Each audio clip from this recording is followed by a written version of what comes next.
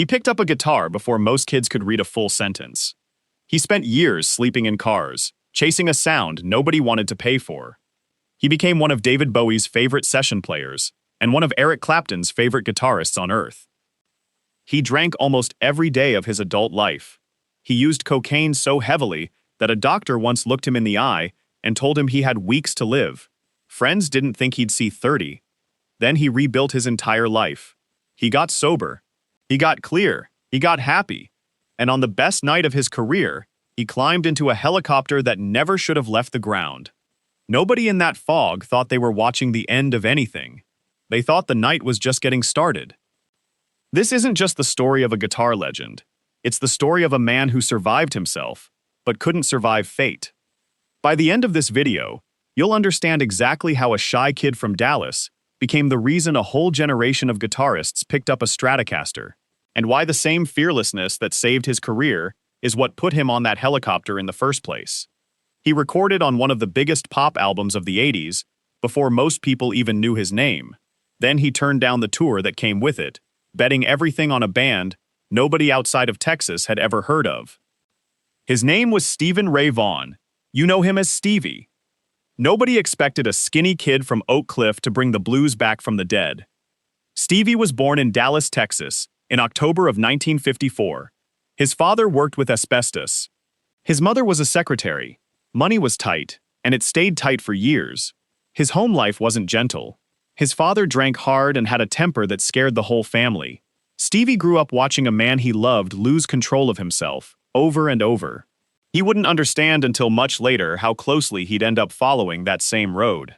The family moved constantly during those early years, bouncing through Arkansas, Louisiana, Mississippi, and Oklahoma, before finally settling back in the Oak Cliff section of Dallas. Stevie was a shy, quiet kid who didn't make friends easily. Music became the one place where he didn't have to explain himself to anybody. The one steady light in the house was his older brother, Jimmy. Jimmy played guitar. Stevie watched him the way other kids watched cartoons. Completely locked in. He tried drums. He tried saxophone. Nothing stuck the way the guitar did. When he turned 7, he got his first one. A cheap toy guitar from Sears, shaped like something out of a Western movie. It wasn't built to be taken seriously. Stevie took it seriously anyway. He learned entirely by ear, picking through songs by a local Dallas band before he even understood what a chord was. Then he found the real teachers, Albert King, B.B. King, Buddy Guy, and a guitarist most of his friends had never heard of, a left-handed rock and roller named Jimi Hendrix, who made the instrument sound like it was on fire. Stevie didn't just want to play like them. He wanted to disappear inside the sound the way they did. Even as a kid, he was already obsessing over gear most players twice his age never thought about, tuning strings down, hunting for the exact tone that made a guitar sound like it was screaming instead of singing. By the time he reached high school, he wasn't sleeping much.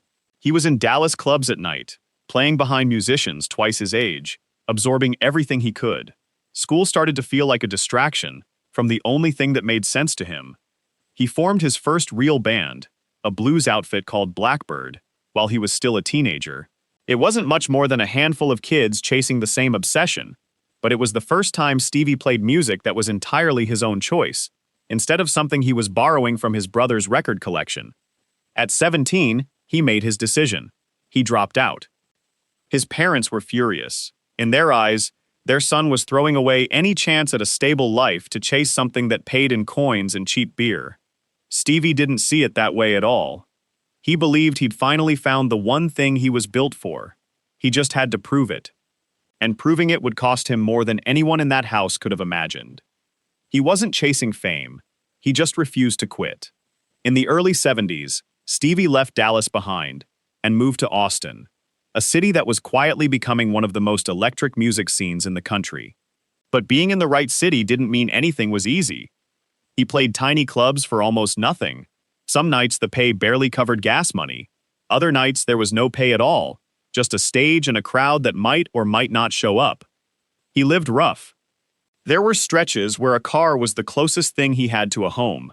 He wasn't building a career so much as refusing to let one die before it started. Through those lean years, he kept meeting the right people at the wrong time. Bands formed and fell apart. Lineups shifted. He joined a group called Paul Ray and the Cobras in the mid-70s, then moved on to a project called Triple Threat, then watched that dissolve into something new. He was already drinking heavily by then, and cocaine had entered the picture too, after a doctor once prescribed it to him in liquid form as a nasal treatment. In December of 1979, an off-duty police officer spotted him using it near an open window before a show and arrested him on the spot. It was a warning sign that almost nobody around him took seriously enough. Not yet. For a while, the band included a singer named Lou Ann Barton, fronting the group alongside Stevie. When she eventually left to pursue her own career, the lineup shifted one final time, and what remained became something sharper, tighter, and entirely built around Stevie's voice and guitar. By 1978, that something new had a name: Double Trouble. Stevie on guitar and vocals, Tommy Shannon on bass, Chris Layton on drums. They built a local following, regulars who showed up every week, a reputation as one of the loudest, most ferocious live acts in Texas. But local buzz doesn't pay rent, and it definitely doesn't get you a record deal. Stevie kept grinding through gig after gig, convinced that if he just played hard enough, long enough, somebody outside of Texas would eventually notice. He had no idea that somebody already had. He wasn't performing for critics that night. He was performing for his life. In the summer of 1982, a producer heard Double Trouble play a club show in Austin and pushed hard to get them booked at the Montreux Jazz Festival in Switzerland. It was an enormous opportunity for a band with almost no money and even less of a plan. They scraped together barely enough to make the trip. Getting there nearly wiped out everything they had. Double Trouble were the first unsigned act ever booked to play the festival, and the band's manager had spent almost the entire budget just getting them onto Swiss soil. When they finally hit the stage, the audience wasn't ready for them. Montreux crowds expected something quiet, something acoustic. What they got instead was a loud, electric blues rock hurricane, tearing through songs at a volume the room simply wasn't built for. The crowd turned on them almost immediately. Boos rolled through the room.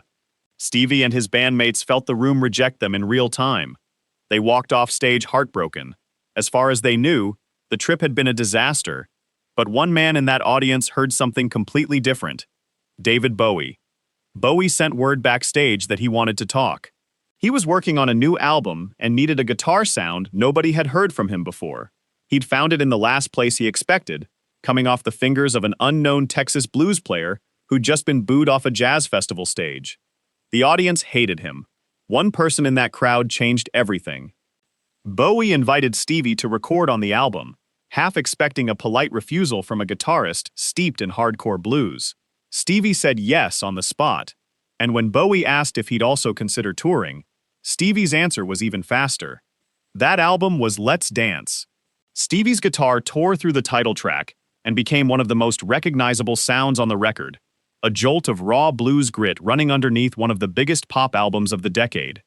For a moment, it looked like Stevie might join Bowie's world completely, touring arenas as his hired gun, backed by one of the most famous performers alive. He even agreed to it at first, and even flew out for rehearsals.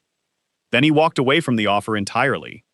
He believed his own band, his own songs, his own sound deserved a real shot before he became somebody else's sideman. It was a massive gamble. And it was about to pay off in a way nobody could have predicted. Blues wasn't supposed to sell records anymore. Stevie was about to prove everyone wrong. That same trip to Montreux put Stevie in a room with another admirer, singer-songwriter Jackson Browne. Browne was so impressed that he offered Double Trouble free use of his personal recording studio in Los Angeles. Stevie took him up on it that Thanksgiving. They set up in a warehouse with concrete floors and a few rugs thrown down for sound. No overdubs. No studio tricks. Just 3 musicians playing the way they'd played in front of 20 people in a Texas bar, except now a tape was rolling. The first day was mostly spent just setting up equipment. Nobody in that room believed they were making anything more than a demo. The whole album came together over the 2 days that followed. 10 songs, cut almost entirely live, with barely a second take. A veteran producer named John Hammond, the same man who'd discovered talents like Bob Dylan and Aretha Franklin decades earlier, heard the tapes and knew immediately he was hearing something rare. He pushed them straight into the hands of Epic Records, who signed the band within months and handed them enough of an advance to properly finish the recordings. In June of 1983, The album hit stores under the name Texas Flood. It shouldn't have worked. Blues records weren't supposed to compete on mainstream radio anymore. Executives had written the genre off as a relic. Then, Pride and Joy started climbing the rock charts. Then the title track earned a Grammy nomination for Best Traditional Blues Performance, and the instrumental Rude Mood picked up a nomination of its own. Then guitarists everywhere started asking the same question. Who is this guy? And why haven't we heard of him before now? Stevie Ray Vaughan had gone from playing for gas money to becoming the most talked about new guitarist in the country in less time than it takes most bands to book a second tour. He'd finally gotten everything he wanted. He had no idea how close that same success would come to killing him. Every standing ovation was hiding another collapse. Fame didn't fix Stevie. It just gave his oldest problem a bigger stage, a bigger budget, and a lot more people willing to look the other way. He'd taken his first drink at 6 years old, sneaking sips from his father's bottle. By his teenage years, drinking wasn't a choice anymore. It was a routine. Cocaine came later, introduced almost by accident through a doctor's prescription, and it grabbed hold just as fast. For years, he'd managed to keep the addiction hidden behind the music. Now the music was louder than ever, and so was everything he was using to survive it. He toured constantly, album after album, city after city, with barely any time to sleep, let alone recover. Friends started noticing him slipping on stage, missing notes, losing his footing during shows that used to be flawless. Even blues legend Muddy Waters, watching a much younger Stevie years earlier, had privately worried aloud that the kid had the talent to become the greatest guitar player alive, but wouldn't live to see 40 if he didn't put the drugs down. Behind the scenes, it was worse. There were nights he could barely stand. Nights his bandmates were just as sick as he was, running on the same fumes. He was in his early 30s, and some nights, he needed a cane just to make it to the microphone. He would later compare those performances to playing guitar while wearing boxing gloves, unable to feel his own hands well enough to trust them. He later admitted that by that point, he genuinely believed this was simply what the rest of his life was going to look like. He was wrong. His body was already keeping score, and it was about to send the bill. For the first time in years, Stevie was about to face life without a single drink or drug to hide behind. In September of 1986, during a European tour, Stevie played a show in Ludwigshafen, Germany, and collapsed backstage almost as soon as it ended. He was vomiting blood and bile, mumbling incoherently in his hotel room. His bassist, sick himself from the same excess, heard him through the wall and called for an ambulance, terrified his friend wasn't going to make it through the night. Doctors got him stable, but the tour rolled on days later anyway, because that's what tours did. By the time the band reached London for a show at the Hammersmith Palais, most of the touring party looked like they were sleepwalking through their own lives. Stevie slipped and fell in an intoxicated state, which sent him back to a hospital, where doctors found something devastating. Years of substance abuse had eaten through the lining of his stomach and crystallized inside his intestines. His physician gave him a number: 2 weeks. That's what he had left if nothing changed. Stevie called his wife. He called his mother. He told her he was sick, that he needed to come home. In late October of 1986, he checked into a rehabilitation clinic in Atlanta and began the 12-step program that would define the rest of his life. He got sober on October the 13th, 1986. For the first time since he was 6 years old, Stevie Ray Vaughan wasn't hiding behind anything. He was terrified of what came next. He genuinely didn't know if he could still play the way he used to without a drink in his system. He was about to find out that sober Stevie wasn't a smaller version of himself. He was the best version anyone had ever seen. People expected him to fade out quietly. Instead, he came back playing better than he ever had in his life. Getting clean didn't end his problems. His marriage was falling apart. He'd spent years neglecting it the same way he'd neglected his health, and there was no quick fix waiting on the other side of rehab. Around this time, he met a young model named Jana Lapidus, and the relationship became one of the steadiest things in his life during early sobriety. Where his marriage had been built on the chaos of the years before, this one grew alongside his recovery, and friends credited her with helping keep him grounded through some of his hardest early months clean. But musically, something shifted. He returned to the stage in November of 1986, sober for the first time in a Double Trouble performance in years, and kept going. Over the next several years, he played hundreds of shows completely clean. talking to audiences honestly about what he'd been through. In 1989, he released In Step, an album built almost entirely around the language of recovery. The title itself was a nod to the 12 steps that had saved his life, and the songs were full of hope, accountability, and an honest acknowledgement of just how fragile sobriety could still feel, even years in. The record gave him his only #1 hit, a song called Crossfire. It won him a Grammy for Best Contemporary Blues Album, his first, though not his last. 6 months after In Step came out, Stevie stood in front of a room full of recovering alcoholics in New York and spoke without notes about everything he'd been through. People who were there called it one of the most honest things they'd ever heard him say, on or off a stage. Critics who'd expected a diminished, cautious version of Stevie Ray Vaughan got the opposite. They got a guitarist playing with more clarity, more control, and somehow more fire than the man who nearly died in that German hotel room. He wasn't just surviving anymore. He was thriving, and everyone around him could see it. He'd fought his way back from the edge of his own life. Now he was standing next to the people he'd once idolized from a distance.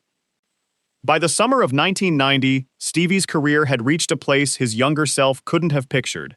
He'd recorded an album with his brother Jimmy, something he'd wanted to do for years, scheduled for release that fall. He was headlining major venues. He'd played Madison Square Garden. He'd played some of the biggest festivals in the country. That August, he joined a tour lineup most guitarists only dream about. Eric Clapton headlining, with Stevie, Buddy Guy, and Robert Cray sharing the bill on selected dates.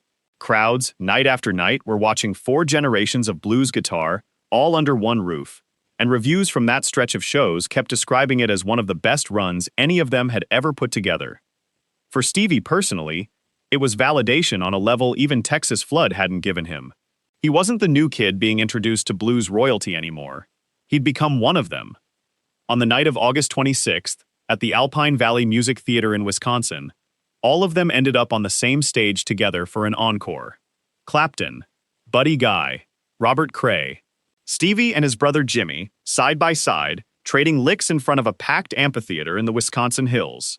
Witnesses who were there called it one of the greatest jams anyone in that crowd had ever witnessed. 5 of the best guitarists alive, trading solos like they'd been playing together their whole lives.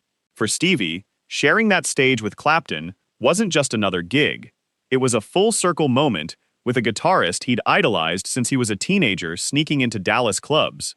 Stevie was 35 years old, sober for 4 years, playing with the people who'd once been posters on his bedroom wall. Everything he'd fought so hard to rebuild was finally, completely his. Then came one small decision that would change everything.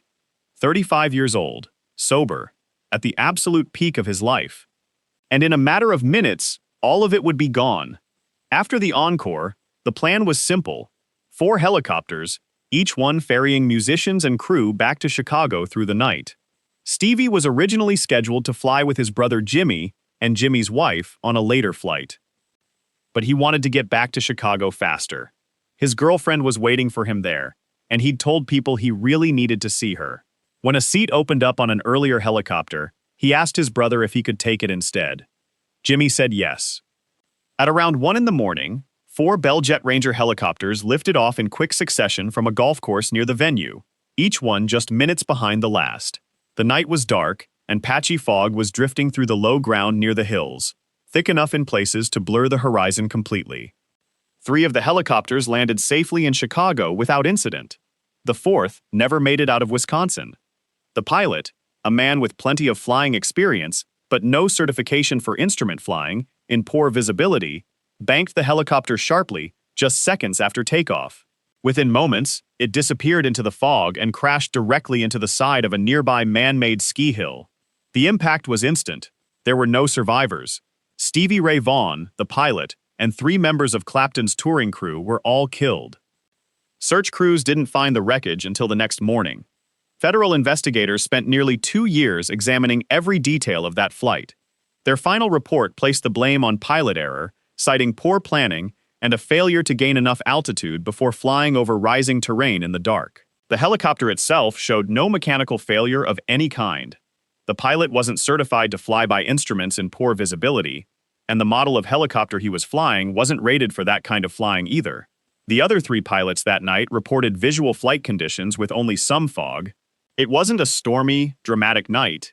It was ordinary fog, ordinary darkness, and one wrong decision in the cockpit that turned a routine flight into a tragedy. The coroner's inquest later returned a verdict of death by misadventure. A lawsuit followed against the helicopter operator, which was eventually settled with Vaughan's family on confidential terms. None of it changed what had already happened in those woods outside East Troy. Stevie Ray Vaughan was 35 years old. He'd spent 4 years clean, 4 years rebuilding a life he'd almost lost to himself. And it wasn't the addiction, the collapse in Germany, or any of the demons he'd already beaten that finally caught up with him. It was a helicopter ride he didn't have to take. Most artists spend decades building a legacy. Stevie built his in 7 remarkable years, and it's still growing today. In the months after his death, his albums sold in the millions. The album he'd recorded with his brother Jimmy, finished only weeks before the crash, was released that September under the title Family Style, and it entered the charts in the top 10. It went on to win 2 more Grammy Awards, honors Stevie never got to see for himself. His music, once dismissed by executives as a dying genre, was suddenly everywhere again. Guitarists who grew up idolizing him started openly admitting it. John Mayer has called him his single biggest influence, and has said publicly that because of Stevie's story, he grew up turning down every drug and drink that was ever offered to him, crediting his hero with quietly saving his own life. Joe Bonamassa, Kenny Wayne Shepherd, Eric Johnson, Mike McCready, John Petrucci, and countless others point to Stevie as the reason they picked up a guitar in the first place, or the reason they picked it back up after almost quitting. Even musicians outside the blues world took notice.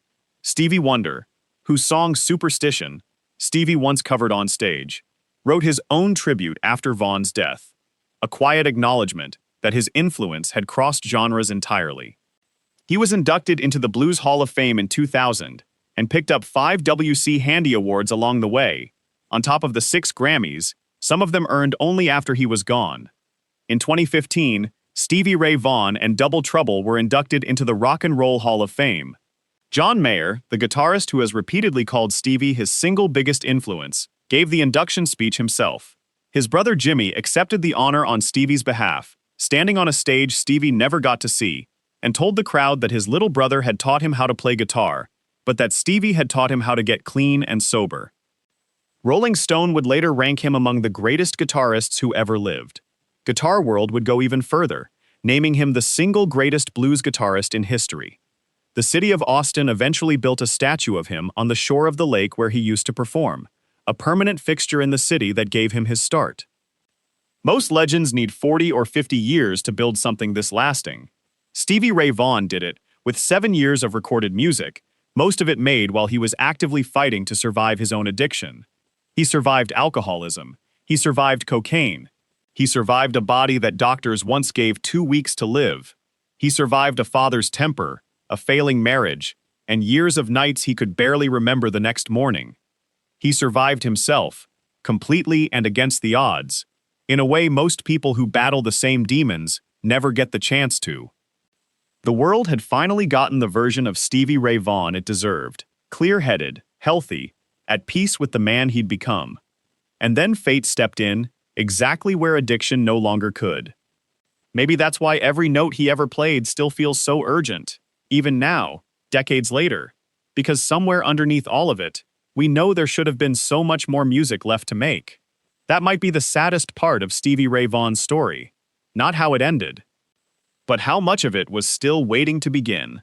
If you want to keep this conversation going, drop a comment with the first Stevie Ray Vaughan song you ever heard. And if you want more stories like this one, subscribe, because there's another documentary coming soon.